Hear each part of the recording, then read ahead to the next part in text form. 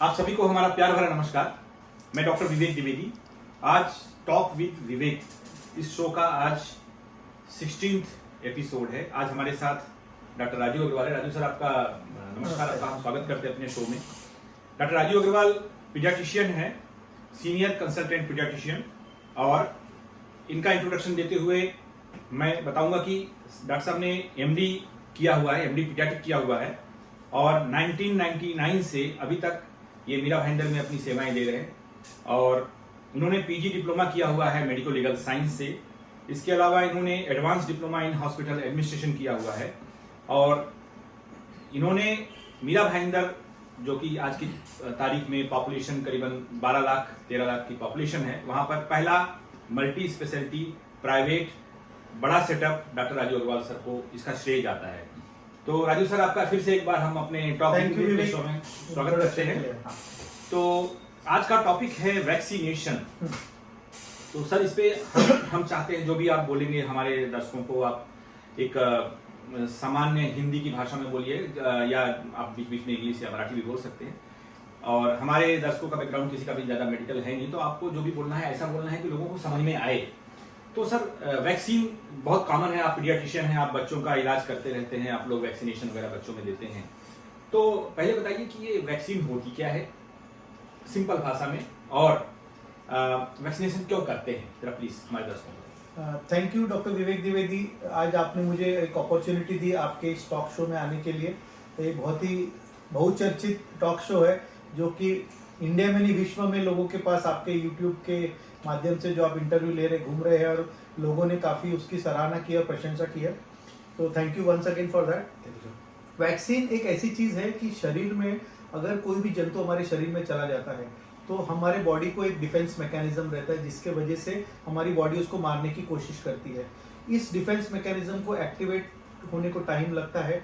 उस दरमियान अगर जंतु बहुत भारी मात्रा में रहेगा तो उसका प्रकोप ज़्यादा होने की वजह से बीमारी फैल जाती है और उसके वजह से पेशेंट्स को एडमिट होने की जरूरत पड़ सकती है, डॉक्टर को दिखाने की जरूरत है। जहाँ तक वैक्सीन का सवाल आता है, वैक्सीन क्या होती है कि ये जो जंतु रहते हैं जो कि प्राण घातक रहते हैं, जो भी लाइफ को डेंजर लाते हैं या कॉमन अकरिंग बीमारियां रहती हैं, उसके जो अंश रहते हैं उसको या तो मार दिया जाता है या उसके अंदर जो इन्फेक्शन करने की जो प्रतिक्रिया रहती है जिसकी वजह से जान को जोखिम रहेगा, बीमारी होगी, वो खत्म कर देते हैं। उसके जो प्रोटीन पार्टिकल्स रहते हैं वो हमारे शरीर में हम इंजेक्ट करते हैं, इंजेक्शन के माध्यम से या पिलाने के ड्रॉप्स के माध्यम से या किसी भी माध्यम से।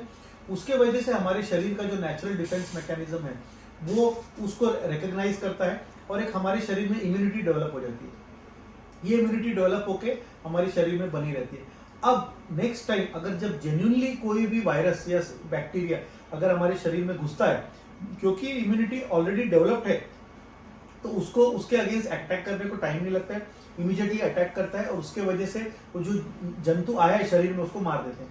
तो उसके वजह से क्या होता है, जो बीमारी के जो जंतु शरीर में घुसे हैं, कीटाणु घुसे, वो ताबड़तोड़ मर जाते हैं और उसके वजह से हमको बीमारी से प्रोटेक्शन मिलता है। So that is the only reason. Vaccine का मतलब ये है कि आपको बीमारी से प्रोटेक्ट करना, इसीलिए हमको वैक्सीन देना है ताकि हम बीमारियों से बच सके।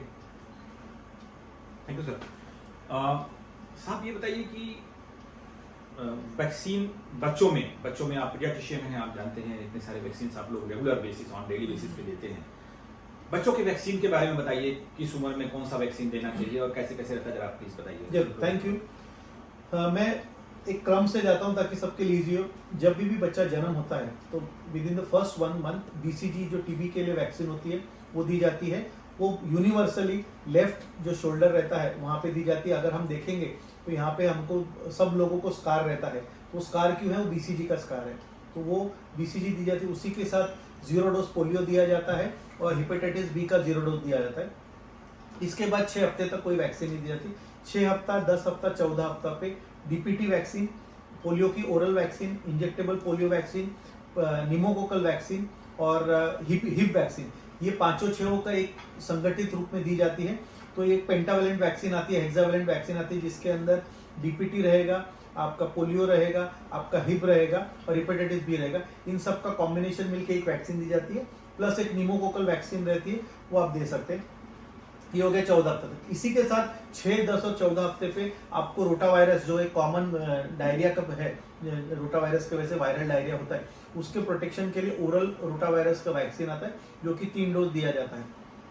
कुछ वैक्सीन में 2 डोज भी दी जाते हैं, अलग अलग कंपनी के सबसे अलग वेरिएशन।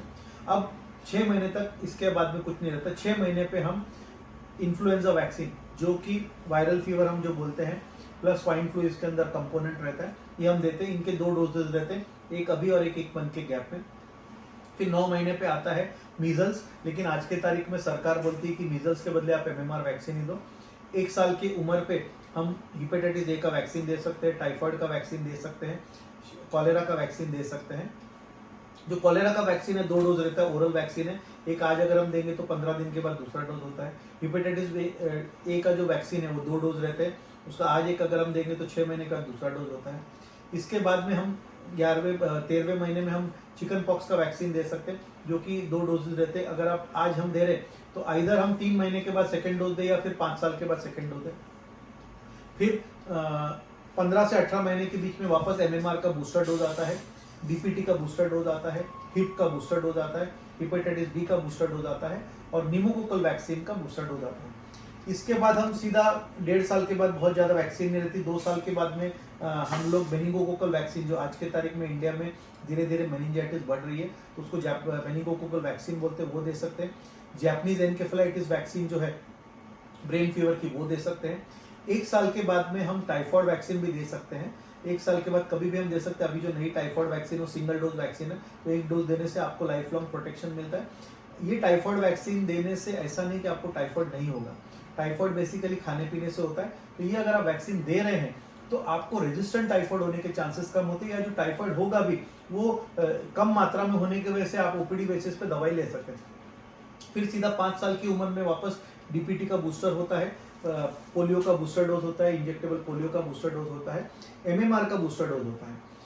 अब उसके बाद में 9 साल की उम्र के बाद में अभी नई वैक्सीन आई है जो कि सर्वाइकल कैंसर वैक्सीन है।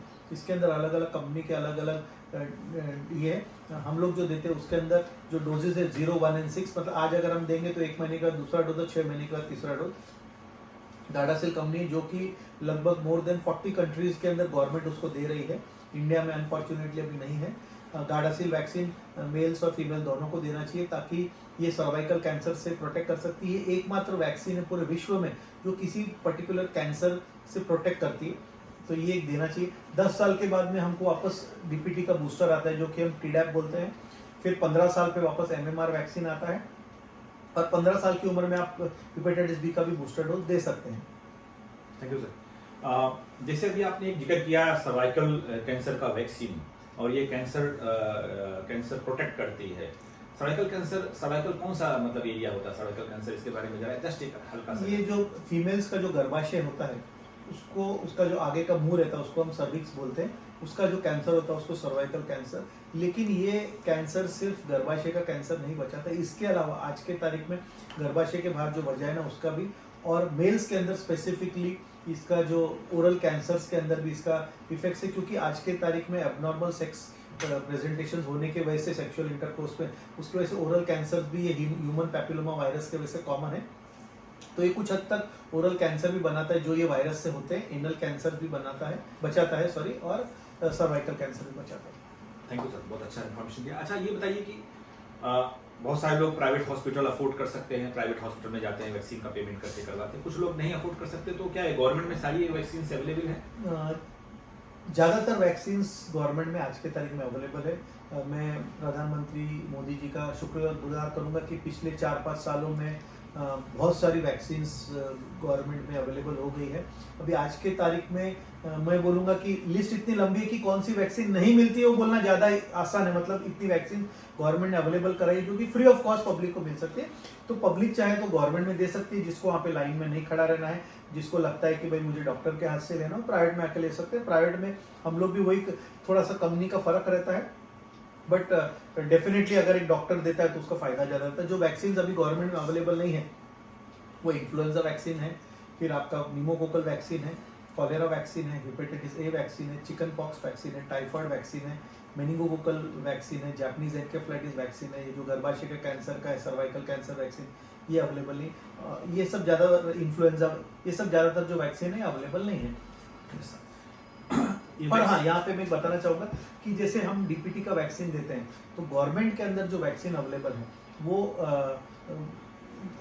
इम्प्योर वैक्सीन मिलती है, जो कि नॉर्मल वैक्सीन रहती है, और उसके अंदर एक असेल्युलर वैक्सीन आता है जो कि हम बोलते हैं कि पेनलेस, एक आम आदमी के दृष्टिकोण से एक पेनफुल और एक पेनलेस वैक्सीन बोलते हैं। तो पेनलेस वैक्सीन ये प्यूरिफाइड ज़्यादा रहती है, उसके वजह से पेशेंट को साइड इफेक्ट्स कम होते हैं, पेन कम होता है, स्वेलिंग कम होता है। तो वो वैक्सीन जो पेनलेस वैक्सीन है, क्योंकि वो महंगी आती है, गवर्नमेंट में अवेलेबल नहीं होती है, और वो मल्टी डोज जो आता है वो अवेलेबल नहीं होता, तो वो आपको अगर लेना है तो आपको प्राइवेट में लेना पड़ेगा। Yes sir. साहब ये बताइए, वैक्सीन लेने से बहुत सारे लोग डरते हैं, कुछ साइड इफेक्ट हो जाएगा, ये सब हो जाएगा, तो कुछ साइड इफेक्ट्स भी होते हैं क्या वैक्सीन से? देखो, हर चीज़ आप शरीर में कोई भी चीज़ अगर आप डालोगे तो उसके फायदे होंगे तो नुकसान भी होने वाले हैं। मैं ये नहीं बोलूँगा कि उसके नुकसान नहीं है, लेकिन नुकसान आप फायदे के सामने आप नापतोल करोगे तो बहुत ही कम है। कॉमनली जो वैक्सीन के साइड इफेक्ट्स है क्या है? बुखार आना, जिस जगह पे हमने इंजेक्शन दिया वहाँ पे लाल होना, थोड़ा सा पेन होना, कई बार सूजन हो जाती है। अगर वैक्सीन हाइजेनिक कंडीशन में नहीं दी गई है, उसको साफ सफाई कर, आपका हाथ गंदा है, पैर गंदा है, वहाँ पे इन्फेक्शन है, उस टाइम पे आपने इंजेक्शन, तो वहाँ पे इन्फेक्शन हो सकता है, पस हो सकता है। ज़्यादातर वैक्सीन में ये कॉमन साइड इफेक्ट्स है। कुछ वैक्सीन के अंदर बुखार ब्रेन पे चढ़ने की वजह से फिट आने की प्रक्रिया या अन्य हो, लेकिन वो बहुत कम हो गए हैं। जैसे मैंने डीपीटी का बोला, डीपीटी के अंदर एक वैक्सीन जो है उसके अंदर इनकंसोलेबल क्राई, मतलब बच्चा इतना रोता है कि माँ बाप के कंट्रोल में नहीं रहता, उसको फिट आ सकती है। लेकिन अभी जो नई वैक्सीन आ रही है, जो इम्प्योर वैक्सीन भी जो आ रही है, पेनफुल वैक्सीन, उसके अंदर भी इतने अच्छे चेंजेस आ गए कि उसमें भी इंसिडेंट्स नहीं के बराबर हो गया। और यहाँ पे मैं आपको बताना चाहूँगा कि गवर्नमेंट की जो मैकेनिज्म है, आप अगर गवर्नमेंट हॉस्पिटल में भी वैक्सीन ले रहे हैं तो उनका जो मैकेनिज्म है, vaccine adverse reaction to vaccine जिसको बोलते हैं, हाँ, वो इतना स्ट्रांग है कि उसमें कमिटी, हर लोकल कॉरपोरेशन में कमिटी, उसके अंदर पीडियाट्रिशियंस रहते हैं, प्राइवेट वाले भी, मैं उस कमिटी में हूँ। तो अगर किसी भी बच्चे को रिएक्शन आता है तो गवर्नमेंट वाले इमीडिएटली पीडियाट्रिशियन को इन्फॉर्म करते हैं, उसके अंदर लोकल पीडियाट्रिशियन को अगर जरूरत पड़ा तो उसको भेजते हैं और उसका इलाज भी होता है। तो ऐसा नहीं है कि उसका नज़र, अच्छा इसका सबसे बड़ा एडवांटेज क्या, वैक्सीन की वजह से जो एक्चुअल साइड इफेक्ट्स होते हैं हमको मालूम चलते हैं। देखो, बुखार, पेन, ये बहुत कॉमन है। आज अगर आप क्रोसिन, जो हमको मालूम है, मुझे लगता है कि क्रोसिन या डोलो, अभी कोरोना के बाद तो डोलो नेशनल पेन किलर बन गया है, या फीवर के लिए लोगों जो भी बोले डोलो। आज आपको मालूम होगा कि एक क्रोसिन या पैरासीटामोल का टैबलेट लेने की वजह से भी आपका लीवर फेल हो सकता है। इसका मतलब नहीं कि आप पैरासीटामोल लेना बंद कर दो, लाख में से एक आदमी को होने वाला है, तो उसके वजह से हम वो लाख लोग को नहीं बचाएंगे, वो गलत है। तो मुझे लगता है कि कुछ धर्म बोलते हैं कि वैक्सीन नहीं देना चाहिए, ये सब गलत है। वैक्सीन देने से आपके बच्चे को ही फायदा होने वाला और किसी को फायदा नहीं होगा। और इसके वजह से क्या होता है, एक हर्ड इम्यूनिटी बोलते हैं। अगर समाज में बहुत सारे लोगों को वैक्सीन मिल जाते हैं तो वायरस या बैक्टीरिया जो भी शरीर में घुसता है उसकी भी जो इफेक्ट्स रहते हैं कम हो जाते हैं। तो वो हर्ड इम्यूनिटी की वजह से जो बच्चे को वैक्सीनेशन नहीं मिला है उसको भी कुछ हद तक प्रोटेक्शन मिल जाता है, इंजेक्टेबल वैक्सीन में, लेकिन ओरल में। और मेनली आज के तारीख में गवर्नमेंट का जो मैकेनिज्म है इतना स्ट्रांग है कि जैसे ही बच्चा पैदा होता है ना, तब से उनके जो मुहिम चालू है तो उसके अंदर वो लोग घर घर जाके भी वैक्सीन दे रहे हैं। तो उसके वजह से मतलब झोपड़पट्टी में या कोई बच्चा फॉरेन शिफ्ट हो गया कुछ है, या माँ बाप चाह के भी उनको वैक्सीन नहीं देना चाहे तो ही वैक्सीन नहीं मिलेगा। नहीं तो गवर्नमेंट की प्रणाली इतनी स्ट्रांग है, कॉर्पोरेशन उसको इतना सीरियसली लेता है, उनका जो रिपोर्टिंग सिस्टम इतना स्ट्रांग है कि 100% मतलब वो लोग कोशिश करते हैं कि हर बच्चे को, अगर वो अफोर्ड कर सकता है कि नहीं कर सकता है, उनको वैक्सीन दे सके। अगर पेरेंट बोलते हैं कि हमको गवर्नमेंट में नहीं लेना, आपको प्राइवेट, तो प्राइवेट में जाके हर पीडियाट्रिशियन से भी वो लोग हर महीने हमसे डाटा मंगाया जाता है कि आपने कितना वैक्सीन कौन कौन सा किया, सो दैट उनको मालूम चले कि भाई आंकड़े, उनको मालूम है कि महीने में कितने बच्चे पैदा हो रहे हैं और कितने लोग को वैक्सीनेशन मिला, और उसके हिसाब से लोग मुहिम चला के ऑलमोस्ट 99% कवर करने की कोशिश करते हैं। सर, कुछ बीमारियों के नाम बताइए जो वैक्सीनेशन करके बीमारियां धरती पर से खत्म हो गई हैं। सर, स्मॉल पॉक्स आप सब देखे होंगे, हाँ। अभी आप देखोगे पोलियो भी जो है almost we are on the verge of eradication. India में तो पिछले 5 साल से एक भी पोलियो के केसेस नहीं मिले हैं। ये 2 वैक्सीन मेनली है जो खत्म हो गई है। मतलब मैं पोलियो का मैं ऐसा नहीं बोलूंगा कि खत्म हो गई, लेकिन इंडिया से तो 5 सालों से ये बीमारी नहीं आई है। और गवर्नमेंट का जो अंदाजा है कि ट्यूबरक्लोसिस जो है बीसीजी वैक्सीन दे रहे हैं, TB free India by 2025। Personally as a doctor मुझे नहीं लगता है 2025 तक ये पॉसिबल होगा, लेकिन डेफिनेटली अगर हमने सोच लिया है, हमारे देश ने सोच लिया है 2025 में नहीं होगा तो 26 में होगा, 27 में होगा, 28 में होगा, लेकिन होगा तो सही, क्योंकि आज के तारीख में बहुत सारे लोग टीबी से मर रहे हैं। तो अगले 5-6 सालों में टीबी भी निकल जाएगा, तो ये एक बहुत बड़ा बीमारी का जो जड़ है, अड्डा है, जिसमें से और दूसरी बीमारी होती वो भी निकल जाएंगे, तो वो एक बहुत बड़ी चीज है। बहुत बढ़िया सर, आपने बहुत अच्छी जानकारी दिया। ये आज टॉक विद विवेक का ये 16th एपिसोड है। इसके हमारे साथ डॉक्टर राजीव अग्रवाल, जो कि कंसल्टेंट, सीनियर कंसल्टेंट पीडियाट्रिशियन है, और आज वैक्सीन के बारे में जानकारी दे रहे हैं। अभी तक हम लोग सर ये बच्चों में वैक्सीन के बारे में बात कर रहे थे। जब वैक्सीन की बात निकली है तो एडल्ट वैक्सीनेशन के बारे में भी बात कर लेते हैं। तो जरा एडल्ट वैक्सीनेशन के बारे में जरा बताइए प्लीज। Vivek, thank you.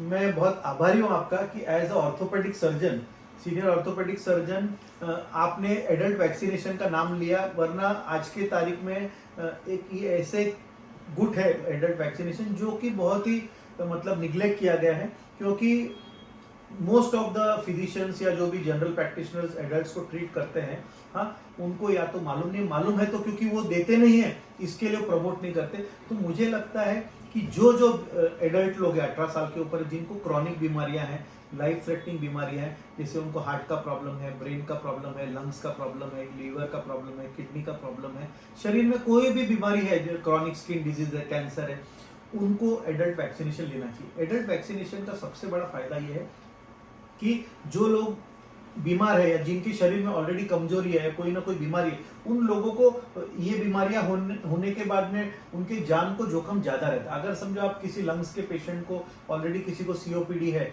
या किसी को अस्थमा का तकलीफ है, ऐसे पेशेंट को अगर वायरल फीवर होता है, वायरस के वजह से अगर वो निमोनिया बन जाता है, उसकी जान को जोखिम हो सकता है। नॉर्मल आदमी के जान को जोखिम कम होगा, लेकिन ऐसे लोगों को जिसको सीओपीडी, अस्थमा है, हार्ट का प्रॉब्लम, उनको जान को जोखिम बढ़ सकता है। तो ऐसे में हम उनको इन्फ्लुएंजा वैक्सीन देंगे या निमोकोकल वैक्सीन देंगे तो उनको फायदा होगा। तो इस तरह से adult, this is called adult vaccination.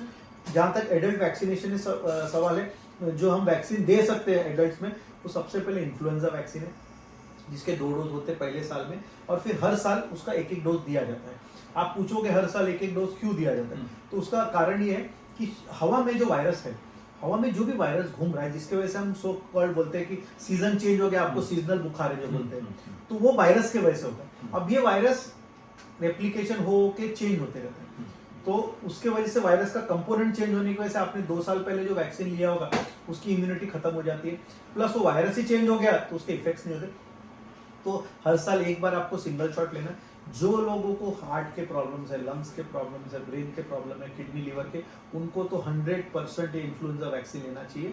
इसके बाद में निमोनिया का एक वैक्सीन है जो कि एक सिंगल डोज है, आप एक सिंगल डोज लेके लाइफ लॉन्ग प्रोटेक्शन ले सकते हैं एडल्ट को, हाँ, स्पेशली अबव 50 ईयर्स, हाँ, जिनको भी लंग्स का प्रॉब्लम, तो उनको वो लेना चाहिए। इसके बाद में आप, जैसे मैंने बोला, सर्वाइकल कैंसर वैक्सीन, ये हम 9 साल के बाद प्रमोट करते हैं, लेकिन क्योंकि ये वैक्सीन बहुत ज़्यादा प्रमोट नहीं होती, तो मैं गायनेकोलॉजिस्ट को अपील करूंगा या मैं फिजिशियंस को अपील करूंगा, जब 18 साल के बाद में उनके पास बच्चे आते हैं या एडल्ट लोग जो भी आते हैं, उनके पास 15 साल के बाद में भी आजकल मेडिसिन वाले ढूंढ, तो उनको ये सर्वाइकल कैंसर वैक्सीन के लिए प्रमोट करना चाहिए। टीटी का वैक्सीन 10 साल में एक बार एटलीस्ट देना चाहिए।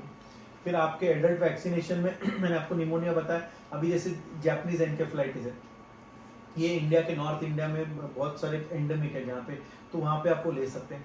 टाइफाइड वैक्सीन, आज के तारीख में मुझे लगता है कि कोई भी हॉस्पिटल में average admissions in the hospital या ओपीडी में कम से कम 20% टाइफाइड के पेशेंट रहते हैं। अब आपने एक सिंगल डोज टाइफाइड वैक्सीनेशन, जिसकी कीमत अप्रोक्सीमेटली 1500 से 2000 के बीच में है, कंपनी टू कंपनी वेरी करता है, वो आपने दे दिया, this will give you life long protection. जिंदगी भर का प्रोटेक्शन है। हाँ, सिंगल डोज है। अब प्रॉब्लम क्या है कि पेशेंट को मालूम ही नहीं रहता, डॉक्टर को भी ध्यान में नहीं है, मालूम नहीं है, तो वो दे नहीं पाता। हिपेटाइटिस है, जो खाने पीने से हमको जॉन्डिस होता है, उसके 2 डोजेज है। एडल्ट के अंदर अगर हम देंगे तो उससे उसको लाइफ लॉन्ग प्रोटेक्शन दे सकते, एटलीस्ट खाने पीने से जो जॉन्डिस हो रहा है। हिपेटाइटिस दूसरे भी, ई भी होता है खाने पीने से, लेकिन ये जो मोस्ट कॉमन है वो नहीं होगा। इसी क्रम में, जैसे अगर बच्चों को ये अपना चिकन पॉक्स नहीं हुआ है, ऐसे लोगों को चिकन पॉक्स वैक्सीन हम देंगे तो उससे फायदा होगा। प्रेगनेंसी के टाइम पे गायनेकोलॉजिस्ट लोग टीटी के इंजेक्शन देते हैं। एमएमआर एक ऐसा वैक्सीन है जो कि हमको एडल्ट्स को देना चाहिए। तो ये कुछ वैक्सीन ऐसा है कि मैं पब्लिक से अपील करूंगा कि अगर आपका डॉक्टर बताए या नहीं बताए, आप लोकल जो भी पीडियाट्रिक पीडियाट्रिशियन उसके पास जाएंगे, उसको इसके बारे में जानकारी, क्योंकि हम लोग रोज ये काम कर रहे हैं। और दूसरा प्रॉब्लम क्या है कि ये जो वैक्सीन बनाने वाली कंपनी है, ये लोग भी आज के तारीख में बहुत ज़्यादा एडल्ट वैक्सीनेशन को प्रमोट नहीं कर रही। उसके वजह से क्या हो गया है कि फिजिशियन के पास पहुंचते नहीं कि ये क्या है। आज जैसे गायनेकोलॉजिस्ट के पास आप जाओगे तो कंपलसरी टीटी का डोज दे देंगे आपको, तो वो क्योंकि उसको उस तरह से प्रोग्राम में इंक्लूड। तो मुझे लगता है कि हर पेशेंट जिसको हार्ट अटैक आया, हर पेशेंट जिसको अस्थमा है, हर पेशेंट जिसको निमोनिया का प्रॉब्लम है, उसको बाय डिफॉल्ट ये वैक्सीन लेना चाहिए। जहाँ यहाँ पे एक और बोलूंगा, जो किडनी के पेशेंट्स है जो डायलिसिस पे, उनको हेपेटाइटिस बी वैक्सीन का जो ड्यूरेशन है वो हर साल 2 साल में लेना पड़ता है, क्योंकि उनका ब्लड के अंदर इतना ज़्यादा एक्सपोजर होता है, तो उनको हेपेटाइटिस बी होने के बाद हाई ये रहते हैं, तो इसलिए वी रिपीट द वैक्सीनेशन, और उनको डोज भी ज़्यादा लगता है, बट वो लोग भी लेंगे तो उनको फायदा होता है। बढ़िया सर, आपने बहुत अच्छी जानकारी दी, आई ओपनर है कि मित्रों, डॉक्टर साहब ने एक अच्छी जानकारी ये दिया कि एडल्ट वैक्सीनेशन भी उतना ही इम्पोर्टेंट है जितना बच्चों का वैक्सीनेशन। सर, कोविड वैक्सीनेशन तो आजकल इतना प्रचलित है, लोगों को जानकारी है, सब कुछ है, जरा इसके बारे में कुछ संक्षेप में बताइए। कोविड वैक्सीनेशन से क्या फर्क पड़ा है, जो कोविड की बीमारी फैली हुई थी, पूरे पैंडेमिक था। सर, मैं आपको एक बात बताना चाहूँगा कि मुझे बहुत गर्व है कि भारत की जो वैक्सीन थी, चाहे वो कोविशील्ड हो कि कोवैक्सीन हो, मेनली कोविशील्ड का सबसे ज़्यादा इंडियन लोगों में लगाई गई, वो इतनी ज़्यादा सक्सेसफुल हुई है कि आज के तारीख में आपने देखा होगा, मुझे बोलने की जरूरत नहीं है, न्यूज़पेपर्स बोलते हैं, न्यूज़ चैनल्स बोलते हैं कि इंडिया में 3rd वेव आया, 4th वेव आया, चला गया, किसी को मालूम भी नहीं चला। मतलब कब आया और कब गया किसी को क्यों? आज भी अमेरिका में बहुत हालत खराब है, ऑस्ट्रेलिया में हालत खराब है, इंग्लैंड यूके में हालत खराब है, जितने भी बड़े देश हैं उनमें हालत खराब। क्यों? फाइजर का वैक्सीन दिया, ये वैक्सीन दिया, फायदा नहीं हो। हाँ, इंडियन वैक्सीन ने काम किया। हाँ, कुछ हद तक इंडियन लोगों की इम्यूनिटी भी अच्छी है, क्योंकि हम लोग एडवर्स सिचुएशन में रहते हैं, एडवर्स कंडीशन रहते हैं, इसके वजह से। लेकिन डेफिनेटली वैक्सीन, तो मुझे लगता है कि आज भी अभी ये आज़ादी के अमृत महोत्सव के टाइम पे गवर्नमेंट ने भी वैक्सीन फ्री रखी है अगले 10 दिन और। तो मुझे लगता है जिन्होंने अभी तक वैक्सीन नहीं ली है उनको 100% जाके वैक्सीन लेना चाहिए। जिन्होंने पहला डोज ले लिया, दूसरा डोज ले लिया, उनको दूसरा डोज लेना चाहिए। जिसने 2 डोज ले लिया उनको बूस्टर डोज लेना चाहिए। मैं आपको बोलूँगा कि आज मैं गर्व के साथ कह सकता हूँ, मेरे परिवार में लगभग 30 जन है, हाँ, सबने वैक्सीन ली। हाँ, परिवार में से लगभग 10 जन को कोविड हुआ, क्योंकि वैक्सीन ली थी, इसके लिए उनको कोविड के कोई साइड इफेक्ट्स नहीं और उनकी जान बच गई। बाकी के 20 जन हो सकता है उनको आके गया, हमको मालूम ही नहीं चला, लेकिन भगवान की दया से सब लोग सुरक्षित थे। कोविड के वजह से तो एटलीस्ट सुरक्षित थे। तो आज ये हमारा टॉक था, doctor Raju Agarwal, senior consultant paediatrician. ये टॉक विद विवेक का 16th एपिसोड था, और आज हमने अलग अलग पीडियाट्रिक और एडल्ट वैक्सीनेशन पे डिस्कस किया। लास्ट में सर आप से हम एक रिक्वेस्ट करेंगे, टेक होम मैसेज जिसको बोलते हैं, टेक होम मैसेज जरा बताइए वैक्सीन के बारे में। टेक होम मैसेज जो हमारे दर्शकों को आप जानकारी दीजिएगा प्लीज। जिस तरह से जब हम बड़े हो जाते हैं तो एक पैन कार्ड, 18 साल की उम्र के बाद गवर्नमेंट ने बोला पैन कार्ड कंपलसरी हो गया है। जब हम पैदा होते हैं तो आधार कार्ड कंपलसरी हो गया। उस तरह से मुझे लगता है कि वैक्सीन हमारे जीवन का एक इंटीग्रल पार्ट है, तो हमको वैक्सीन लेना है, लेना है, लेना है। उसके अंदर कोई दो राय नहीं, मतलब कोई इफ एंड बट नहीं है। तो आपके घर में जब भी नवजात शिशु पैदा होता है, चाहे वो लड़का हो कि लड़की हो, हाँ, कोई भी धर्म का हो, कोई भी जाति का हो, हाँ, पैदा होते ही आपको अगर पैसे का प्रॉब्लम नहीं है तो आप सरकारी अस्पताल, पैसे का प्रॉब्लम है तो आप सरकारी अस्पताल में जाके वैक्सीन दीजिए, पैसे का प्रॉब्लम नहीं तो आप प्राइवेट में दीजिए, लेकिन वैक्सीन दीजिए। उसके लिए कोई एक्सक्यूज मत करिए। आज की तारीख में जो मेजर लाइफ थ्रेटनिंग डिजीज है उनकी वैक्सीन गवर्नमेंट के पास अवेलेबल है। जो वैक्सीन मुझे लगता है, जो वैक्सीन गवर्नमेंट के पास अवेलेबल नहीं है, उसके लिए आपका जो भी चाइल्ड स्पेशलिस्ट है जिसको आप दिखाते हो, हाँ, उनके पास आप जाके लीजिए। आप ये भी कर सकते हो कि जो वैक्सीन गवर्नमेंट के पास अवेलेबल हो गवर्नमेंट में ले लो, जो गवर्नमेंट नहीं मिलती हो प्राइवेट में जाके, लेकिन वैक्सीन लीजिए। मैं यहाँ पे जो भी हमारे फिजिशियंस है, जो भी एडल्ट पेशेंट्स को ट्रीट करते हैं, उनको भी मैं रिक्वेस्ट करूँगा कि आप भी एडल्ट वैक्सीनेशन को बढ़ावा दें, ताकि आपके पेशेंट्स को, मैं ये नहीं बोलता हूँ मेरे पास भेजो, किसी के पास भी भेजो, हाँ, ज़्यादातर आपके पास जो चाइल्ड स्पेशलिस्ट पीडियाट्रिशियंस रहेंगे आपके एरिया में, उनके पास सभी वैक्सीन अवेलेबल रहेंगी, उनके पास आप भेजिए, ताकि आपके पेशेंट्स को भी फायदा हो, उनकी हेल्थ बढ़े, लाइफ बढ़े। तो आप वैक्सीन लेने के बाद आपकी लाइफ बढ़ रही है, आपको बीमारी से प्रोटेक्शन मिल रहा है, इसके लिए आपको लेना है, ये आपके लिए एक ब्रह्मास्त्र है। बहुत बढ़िया sir, thank you very much. आज टॉक विद विवेक के 16th एपिसोड में हमारे साथ डॉक्टर राजू अग्रवाल सर ये हैं, और he is a senior consultant paediatrician. आज सर ने चाइल्ड एंड एडल्ट वैक्सीनेशन के बारे में बताया, कोविड वैक्सीनेशन के बारे में बताया, और it is an eye opener for us actually. So इसके साथ ही आज का ये एपिसोड हम समाप्त करते हैं, और आपको हम धन्यवाद देते हैं कि आपने धैर्यपूर्वक हमें सुना। डॉक्टर राजू सर, आपको भी बहुत बहुत धन्यवाद। थैंक यू विवेक, आपने वंस अगेन थैंक यू, आपने मुझे मौका दिया इस मंच पे आके मेरे विचारधारा शेयर करने के लिए। Thank you. And I thank doctor mister Rupesh Pednekar जो हमारे कैमरामैन हैं, और इसी के साथ हम आपसे विदा लेते हैं। Thank you very much. नमस्कार।